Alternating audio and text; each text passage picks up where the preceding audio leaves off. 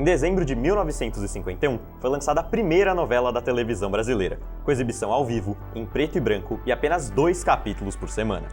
Com o passar dos anos, a novela se consolidou na programação diária de muitas emissoras e conquistou o mercado internacional. A evolução histórica da telenovela é marcada por discussões sobre o formato, a duração, os temas abordados e a repercussão na sociedade. E neste mês em que a novela completa 70 anos, fica a pergunta: quais serão as cenas dos próximos capítulos na TV e nas plataformas de streaming? Em 21 de dezembro de 1951, um ano depois do início da televisão brasileira, a TV Tupi estreou Sua Vida Me Pertence.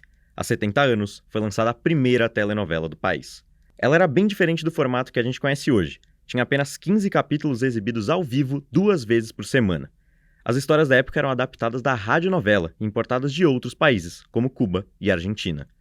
Esse modelo durou até 1963, quando a TV Excelsior lançou a primeira novela diária. Nos anos 60, com a chegada do videotape, foi possível a produção da novela diária 25499 Ocupado, um original argentino, 0597 da Ocupado. Era a história de uma presidiária que vai ligar para um armazém e cai no escritório do advogado do Larry. Ele se apaixona pela voz dela. O telefone era um objeto central nessas tramas. A voz, tudo herança do rádio. Então eu diria para você o quê? Que você tem, em termos de linguagem visual, o cinema e o teatro. De narrativa é o rádio. Foi a radionovela. Quando surgiu a televisão, a radionovela migrou para a televisão como telenovela, com as mesmas características que tinha no rádio, só que agora com imagem. E os profissionais de teatro, com o golpe militar de 1964, passaram a ter os seus trabalhos muito podados, eles foram absolvidos pela televisão, foram trabalhar na televisão. E aí, então, começou o movimento na televisão de nacionalizar o gênero, a telenovela, porque até então a telenovela não tinha compromisso algum com a realidade brasileira. A partir da década de 60, a crescente modernização e o desenvolvimentismo pediam por uma nova linguagem, onde as obras deveriam ser cada vez mais nacionais e dialogando com o povo brasileiro. O Cassiano Gabus Mendes, então, diretor artístico da TV Tupi, quis um produto novo para o horário das 8 da noite. E aí o Cassiano contou a personagem Beto Rockefeller e passou a sinopse para o Braulio Pedroso, que desenvolveu aquilo com uma maestria, uma habilidade. E me disse à época que nem televisão ele tinha, não assistia a isso. Então ele fez uma novela totalmente conectada com o teatro dele. No Brasil, o Beto Rockefeller traz essas convenções que eram do cinema que estava se fazendo então. Isso significa filmar fora do estúdio, filmar em locação e no espaço conhecido dos espectadores, no caso a cidade de São Paulo. Então a Rua Augusta era o comércio chique na novela, onde o núcleo chique socializava e a Teodoro Sampaio era o lugar do núcleo popular. Então, são características da geografia urbana da cidade que a novela capta. É com Beto Rockefeller que o brasileiro passa a se identificar com os personagens e passa a se reconhecer dentro da telenovela. Também pela questão de que a telenovela não é mais... ela não segue mais o padrão latino de maniqueísmo, de tramas e personagens extremamente maniqueístas, porque Beto Rockefeller, o protagonista, é o anti-herói. Pela primeira vez, a figura do anti-herói ganha o apreço do público. Mas é exatamente com o sucesso de Beto Rockefeller que outra emissora passa a dar importância máxima à telenovela. A Globo entendeu a fórmula do sucesso, né, que é com a grade horizontal, que foi criada pela TV Excelsior nos anos 60, e a Globo recebeu uma grande injeção de dinheiro para transformar-se numa grande produtora de teledramaturgia. Nós nos programamos a partir vamos jantar depois da novela das 7, vamos nos encontrar depois da novela das 8, que, aliás, hoje se chama novela das 9.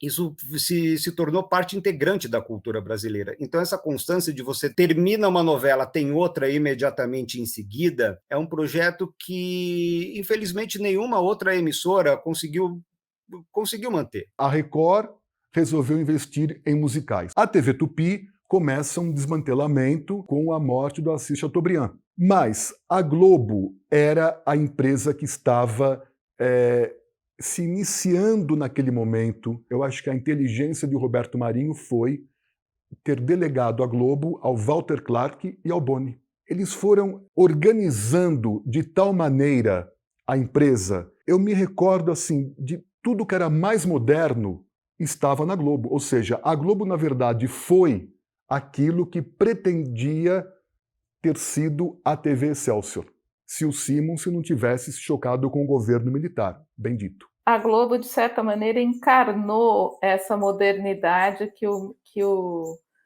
com a qual o milagre econômico acenava. A vitrine da cidade grande que está crescendo com a migração de gente que vem do Nordeste, que, de certa maneira, coincidia com uma ideia modernizadora. Esse modernismo que eu estava falando se concretizava na Globo. Porém, após 20 anos de domínio absoluto, a Globo passou a ver os efeitos da diversificação das mídias. Desde os anos 90, o consumo de novelas mudou e se tornou mais ramificado. A partir da década de 90, ocorre o que nós conhecemos como um fenômeno chamado guerra pela audiência, né?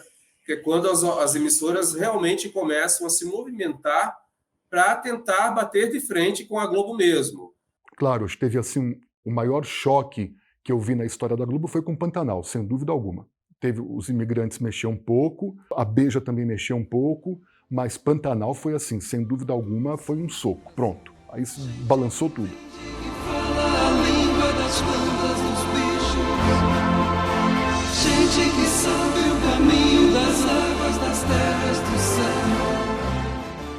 As novelas da Globo, embora se alternassem as rurais e as urbanas, em geral, elas apontavam o movimento rumo ao urbano. A Manchete vem para jogar luz num outro Brasil que ficou lá e que é interessante. Então tem um charme ecológico na água e vem junto com a nudez. E assim você vê como uma diversidade que é econômica, é política, é também estética.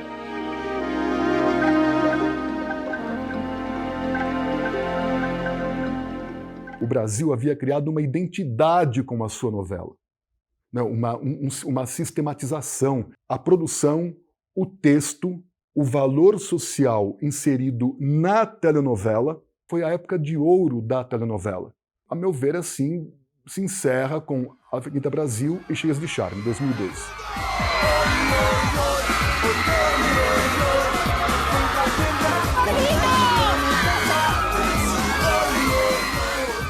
Eu acho que a Avenida Brasil foi uma obra que refletiu o espírito do seu tempo, refletiu o ano de 2012, né?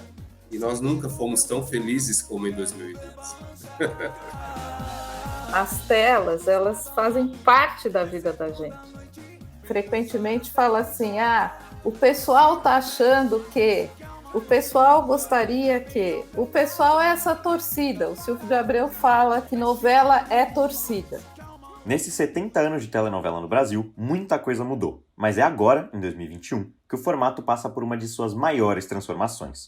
Até hoje, as novelas eram obras abertas, que eram escritas enquanto iam para o ar e dependiam da aceitação do público. Porém, muito por conta da pandemia, a Rede Globo já estreou obras fechadas, totalmente escritas e gravadas antes mesmo de entrar no ar. O novo modelo é mais barato e parecido com o streaming, mas mesmo assim, o debate sobre o futuro da novela é intenso. É difícil você pensar em telenovela como uma obra fechada, porque, assim, primeiro que é um produto que dura muito tempo no ar, antes eram 8, 9 meses, agora são 6, 7. Se no primeiro mês você não encontra uma forma adequada de se comunicar com o público e a história já está fechada, o que serão esses próximos 5 meses? A exibição de um cadáver? Pode dar a sorte da novela pegar, sim, e fazer um grande sucesso, mas o risco de algo dar errado também é muito grande. E você me pergunta, bem, mas isso daí funciona?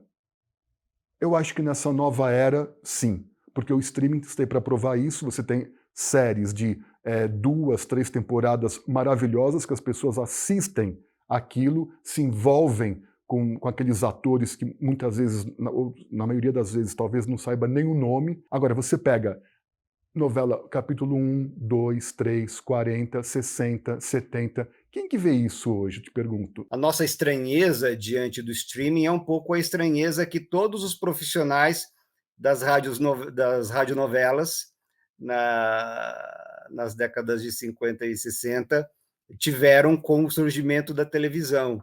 Quando completa 70 anos, a novela é um momento de grande ruptura, né, de grande mudança. E acho bárbaro isso, acho bárbaro que o Silvio Santos tenha trazido o México para o Brasil, depois essa linha, esse filão infanto-juvenil, do mesmo modo que é um grupo muito grande também que aprecia as novelas evangélicas da Record. A tecnologia muda, os modos de se contar histórias mudam, mas a gente nunca deixa de contar histórias. Eu acho que isso é o principal.